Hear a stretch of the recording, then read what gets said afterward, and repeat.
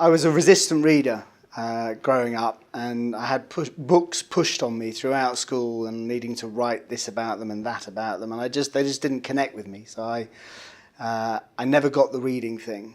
Well, until I went travelling and was sort of recovering from hangovers and whatever else, and needing to lie on the beach and remove myself from anyone else. And I remember reading Papillon.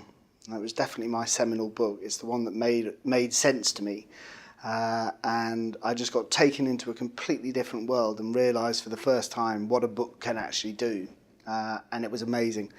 I remember watching the film, having read the book, and being totally disappointed by the interpretation that the filmmaker, the producer, the director had with it, and thinking, no, that's not what they meant. That's not how it should have been. He didn't look like that. He didn't do this.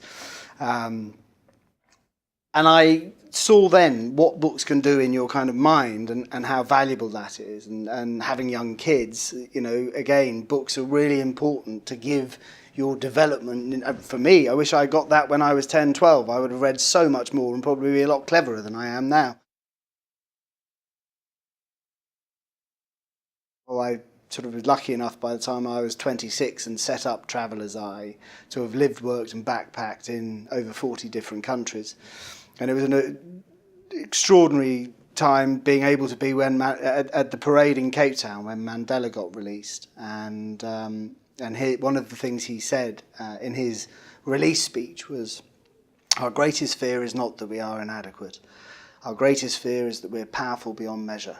By shining our own light, we subconsciously give permission to other people to go and shine theirs.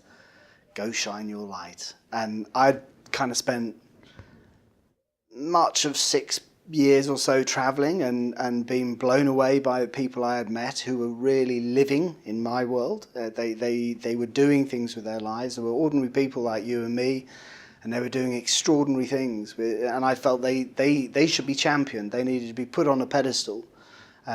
Because that was the example that I wanted to be inspired by. They inspired me to think I could set up a publishing company. I could do this. So what better than to take their stories, put them into a book format, and see if other people can get the same rush that I got from reading Papillon by being inspired by these ordinary people who are doing extraordinary things.